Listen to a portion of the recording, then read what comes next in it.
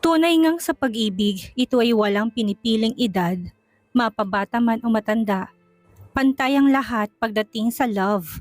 Si Jessa ay 17 years old pa lang nang magka-crush kay Alexus. Nag-nurse siya upang mapalapit sa lalaki na noon ay nag-aaral pa lang ng kursong medisina. Hindi lingid sa kaalaman ni Alexus ang nararamdaman ng dalaga sa kanya, ngunit masyadong bata pa ang tingin niya dito. Samantalang gagawin ni Alexa ang lahat upang mapaibig niya si Alexus. Ngunit hanggang kailan niya susuyuin ang binata, lalo na ngayon na dumating ng ex-girlfriend ni Alexus? May pag-asa pa kayang sumaya ang puso ni Jessa o sa huli, mas pipiliin ng ex kumpara sa kanya? Jessa POV. Sige na po Ate Luz, last na po talaga ito. Promise. Kanina pa nakikiusap si Jessa sa charge nurse ng department nila na siyang nag-asikaso ng schedule ng mga nurse sa ospital na pinagtatrabahuhan niya. Hay naku Jezabel, palagi mo na lang sinasabi yan. Nakailang last ka na sa akin. Ilang beses na rin kitang pinagbigyan. Maring tanggi ni Luz. Hindi naman pwedeng lagi na lang nating papalitan yung schedule mo. Para lang ka-shift mo palagi si Doc. Patuloy nito. Promise talaga, last na to. Hayaan nyo, kapag ikinasal kami ni Doc Alex, kayong una kong padadala ng invitation. Tapos, dun ko pa kayo ipupwesto sa VIP table. Buong kumpiyansang saad ni Jessa. Tumawa naman ng malakas si Luz at iba pang mga nurse na nandun ngayon. Yan ang gusto ko kay Jezabel, ang lakas ng fighting spirit. Sige, ipagpatuloy mo lang yan, sulsul pa ni Sandy. Isa sa mga nurse, gumiti si Jessa dito at humarap kay Luz ng taas noo. Tinaasan naman siya ng kilay ni Luz. Nagpapatawa ka ba? Yung maging boyfriend mo nga lang si Doc suntok na sa buwan. Kasal pa kaya? Natatawang komento ni Luz. Sige, makinig ka sa mga yan kung gusto mong tumandang dalaga. Dugtong pa nito, bagsak ang balikat na mupo si Jessa. Mukhang hindi nga talaga siya pagbibigyan ni Luz na ngayon ay may binabasang text message na kaka-receive lang ito. Ang lakas mo kay Lord, nag-text si Joanna. Nakikipagpalit ang schedule niya this week. Darating daw ang mga magulang. Nito, umaliwala sa mukha ni Jessa sa narinig. O kita mo na Ate Luz, mismo langit na yung gumagawa ng paraan na magkasama kami. Destined kasi kami. Hindi pala niya nare-realize yun. Nito, napailing lang ang may edad na nurse sa sinabi niya. Hoy kayo, hindi ko to ginagawa para kay Jezabel ha. Nagkataon lang na may nakikipagpalit. Ayoko may maririnig na kinukonsinti ko siya sa kabaliwan niya. Paglilinaw ni Luz sa mga katrabaho. Gusto ko malaman niyo na fair ako sa inyong lahat. Dugtong pa nito. Huwag kayong mag-alala Ate Luz, wala namang magrereklamo kahit gawin niyo yan. Sino ba namang hindi nakakaalam na patay itong si Jezabel kay Doc? Kahit nga yung mga pasyente dito, alam na alam nila. Tumatawang sabi ni Mika, isa sa mga nurse, na puno ng tawanan ng nurse station. Sino ba namang hindi? 4 months nang nagtatrabaho si Jessa sa Newman Hospital at 4 months na rin siyang vocal sa nararamdaman niya kay Doc Alexus. Si Alexus Salvador ay ang kanyang long-time crush. 17 years old pa lang siya ay crush na niya ito. Kapatid kasi ito ni Douglas Salvador na asawa ng best friend niyang si Moira.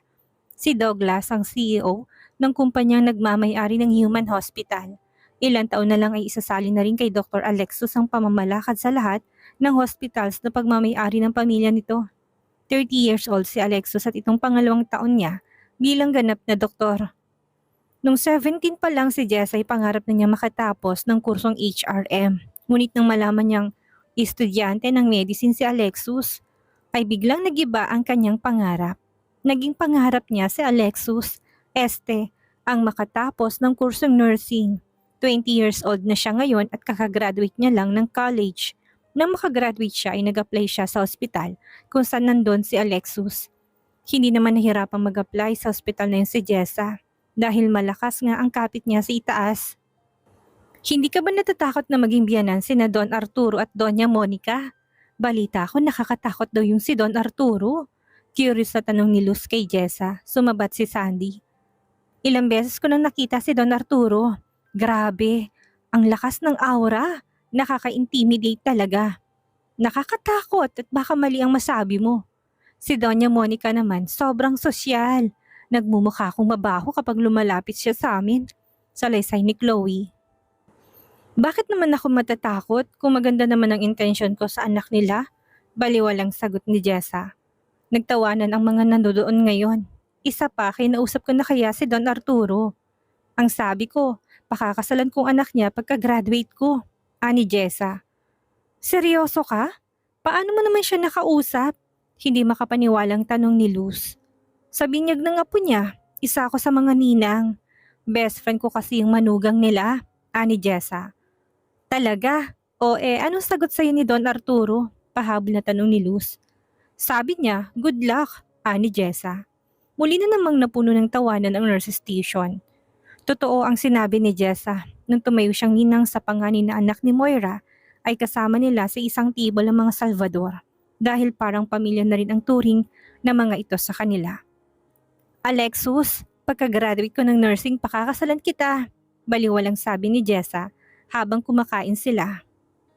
Napailing na lang si Alexus sa kanya dahil nasanay na rin to kay Jessa na palaging nagtatapat ng damdamin tuwing nagkikita sila. Dahil doon ikatakot-takot na sermon na natikman niya mula sa kanyang ina na makauwi sila. Ganun pa man inapatawa niya supladong si Don Arturo dahil sa sinabi niya. Good luck, anito na nakangiti sa inosenteng si Jessa na noon ay first year college pa lang. Kapag naging kayo, sagot ko ng first date nyo. Pabirong tugon ni Doña Monica na cute sa kanya. Basta may event sa buhay ni Moira ay palagi silang imbitado. Kung ilag ang mga tao sa pamilya Salvador, kakaiba itong si Jessa. Hindi kasi nito nare-realize ng mga bigating tao ang mga to dahil napaka-inosente ng dalaga. Isa pa ay naging normal na sa kanyang makita palagi ang pamilya ng mga Salvador. Sino na naman ang kinulit mo ngayon para lang makipagpalit ng schedule sa'yo? Nailing na tanong ni Alexus nang makitang si Jessa na naman ang makakasama niyang nurse ng gabing iyon. Wala grabe ka namang mambintang dyan. Nakakasakit ka na ng damdamin Painosenteng tugon ni Jessa.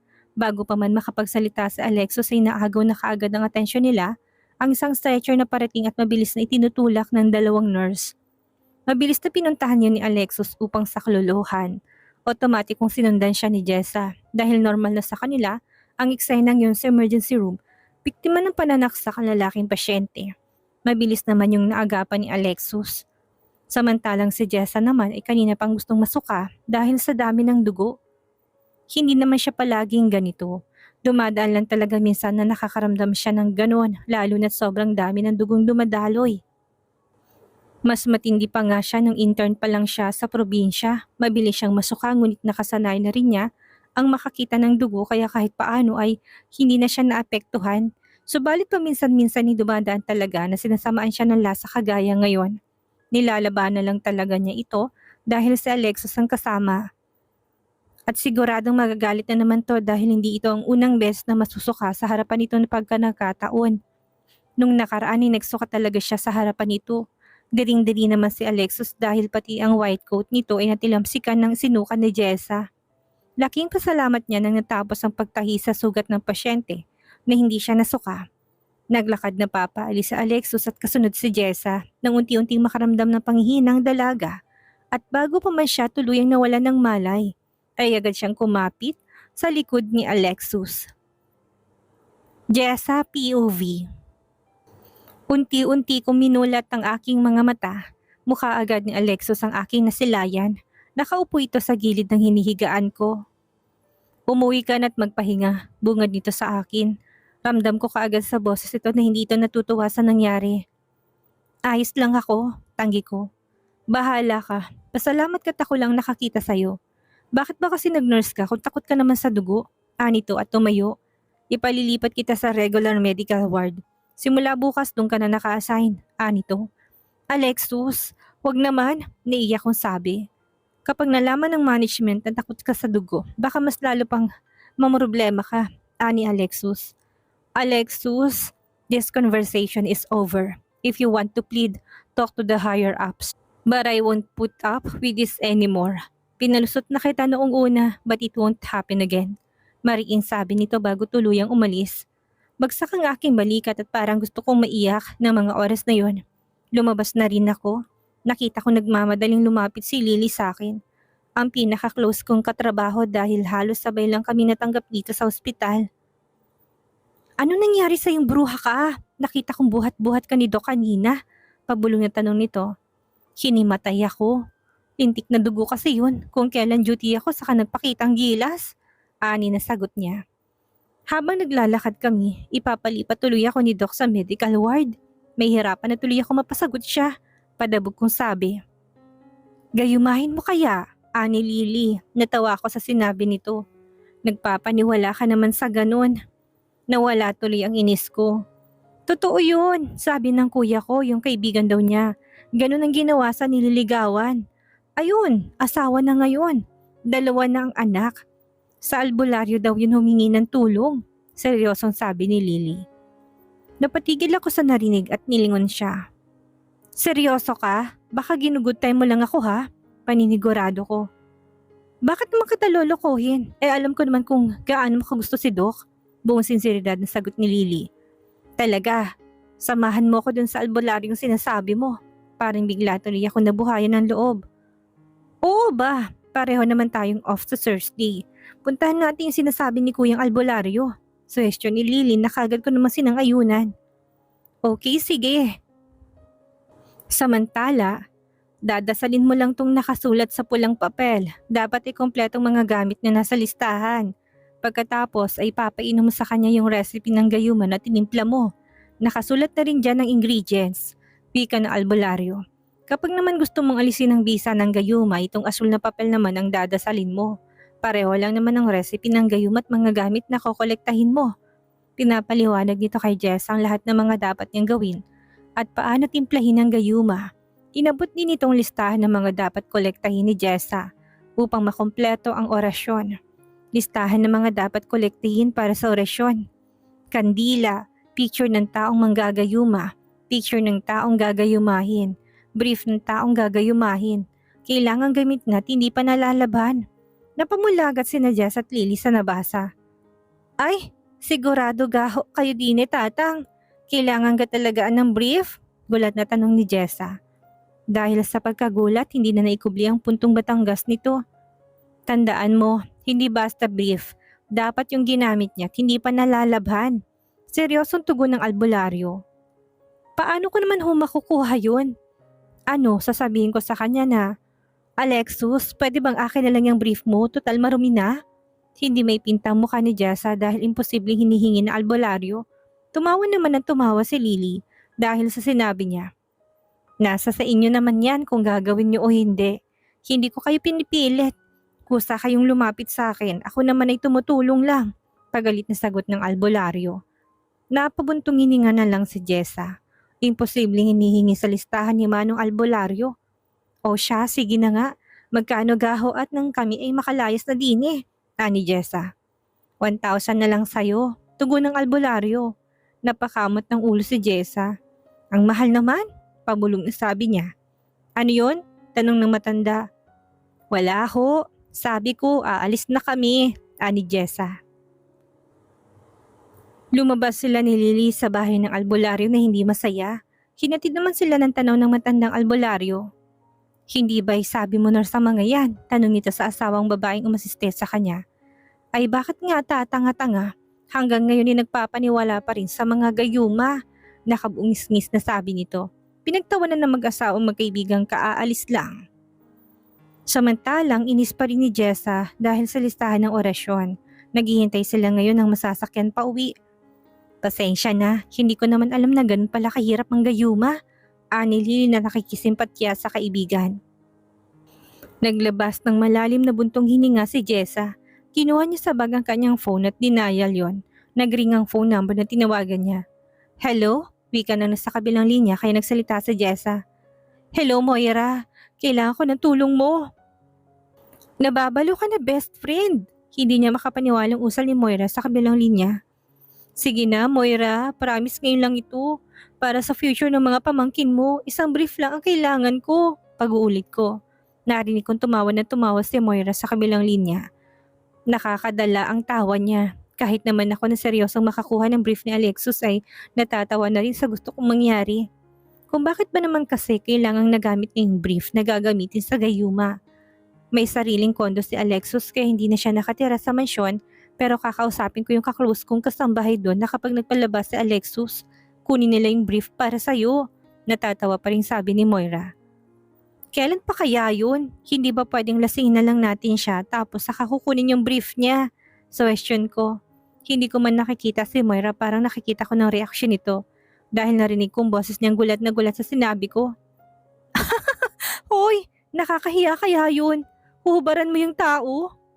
Bakit? Mukha namang maganda yung katawan niya kaya wala siyang dapat ikahiya. Humagalpak ng tawa si Moira. Hindi siyang tinutukoy ko. Baliw ka. Mahiya ka naman. Kababae mong tao, hubaran mo yung lalaki. Sita ni Moira.